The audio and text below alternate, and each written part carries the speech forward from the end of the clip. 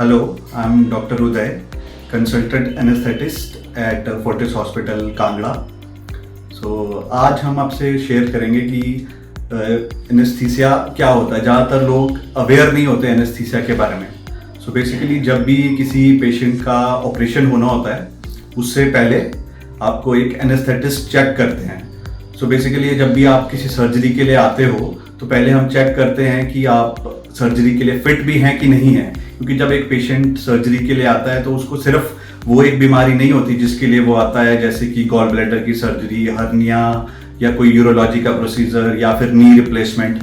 But patients को कई बार बाकी और भी काफ़ी सारे बीमारियां होती हैं, जैसे कि शुगर होती है, बीपी होता है, थायराइड होता है, हार्ट डिजीज होता है। तो सर्जरी से पहले हम चेक करते हैं मरीज कि पेशेंट सर्जरी के लिए फिट भी है कि नहीं है।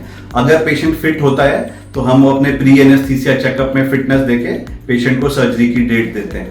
अगर पेशेंट फिट नहीं होता है, जैसे कि पेशेंट को शुगर है या फिर बीपी है जो कि डिरेंज्ड है, मतलब कि बीपी बहुत बढ़ा हुआ है या शुगर कंट्रोल में नहीं है या थायराइड के लेवल नॉर्मल नहीं है, तो हम पहले उसके लिए दवाई शुरू करते हैं कि बीपी ठीक हो जाए, पेशेंट की शुगर ठीक हो जाए, उसके थायराइड के लेवल्स नॉर्मल आ जाए, ताकि सर्जरी के दौरान और सर्जरी के बाद पेशेंट को कोई दिक्कत ना हो।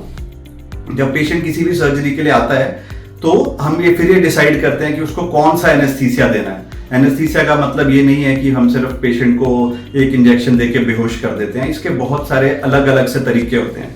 जैसे कि जनरली अगर कोई नाभि के नीचे की सर्जरी होती है, जैसे कि सिजेरियन होता है या फिर किसी का नी रिप्लेसमेंट होता है या उसको किसी लेग का फ्रैक्चर होता है, तो उसमें हम जनरली रीजनल एनेस्थीसिया देते हैं, जिसका मतलब है कि हम पेशेंट को पूरा बेहोश नहीं करते हैं। हम पेशेंट को रीढ़ की हड्डी में एक इंजेक्शन लगाते हैं जिसे स्पाइनल एनेस्थीसिया बोला जाता है, और एक दूसरा इंजेक्शन लगाते हैं जिसको एपिडुरल बोला जाता है। तो इन दोनों इंजेक्शंस के माध्यम से हम पेशेंट को पूरा बेहोश नहीं करते, सिर्फ नाभि के नीचे का हिस्सा जहां पे ऑपरेशन होना है उसको हम सुन कर देते हैं कुछ टाइम के लिए। अगर एक शॉर्ट प्रोसीजर है तो हम सिंपल स्पाइनल एनेस्थीसिया देते हैं। अगर कोई बड़ा प्रोसीजर है या बहुत ज्यादा पेनफुल प्रोसीजर है, जैसे कि नी रिप्लेसमेंट होनी है या कोई मेजर फीमर का फ्रैक्चर है, तो उसमें हम पेशेंट को एक एपिडुरल इंजेक्शन भी लगाते हैं साथ में।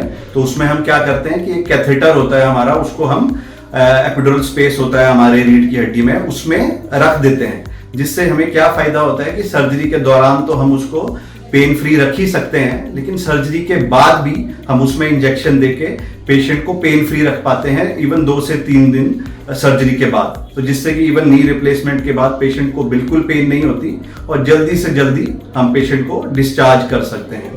अगर कोई और सर्जरी जो नाभि के ऊपर होनी है या कोई लैप्रोस्कोपिक सर्जरी है, तो उसमें हम पेशेंट को पूरा बेहोश करते हैं। तो हम पेशेंट को कुछ दवाइयां देते हैं और फिर पेशेंट को सर्जरी के दौरान वेंटिलेटर पे डालते हैं। जब सर्जरी खत्म हो जाती है तो हम पेशेंट को वेंटिलेटर से हटा लेते हैं और डिस्चार्ज कर देते हैं। एक और तरीका हमारे पास एनेस्थीसिया देने का होता है जिसमें हम अल्ट्रासाउंड गाइडेड ब्लॉक्स देते हैं।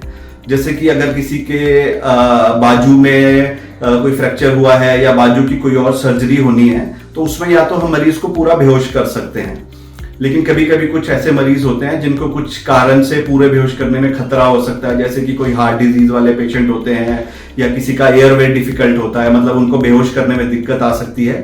तो उस केस में हम उनको अल्ट्रासाउंड गाइडेड रीजनल ब्लॉक्स लगा देते हैं। तो हम उनको जो उनकी नस जो जा रही होती है, जो सप्लाई करती है उनकी आर्म को, वहां पे हम इंजेक्शन देके उसकी पूरी आर्म को ही नम कर देते हैं, जिससे कि वो सर्जरी हो पाती है। और इवन सर्जरी में तो पेशेंट को पेन नहीं होता, उसका इफेक्ट काफी देर तक रहता है, जिससे सर्जरी के बाद भी काफी देर तक पेशेंट पेन फ्री रहता है। तो ये डिफरेंट तरीके हैं जिससे हम पेशेंट को एनेस्थीसिया देते हैं। और हमारे पास यहाँ फोर्टिस में state of art anaesthesia work station available है, अल्ट्रासाउंड अवेलेबल है, जिसकी वजह से हम एडवांस सर्जरीज कर पाते हैं और पेशेंट सर्जरी के दौरान भी और सर्जरी के बाद भी बिल्कुल पेन फ्री रहते हैं। और इस सब की वजह से हम पेशेंट को जल्दी डिस्चार्ज भी कर पाते हैं।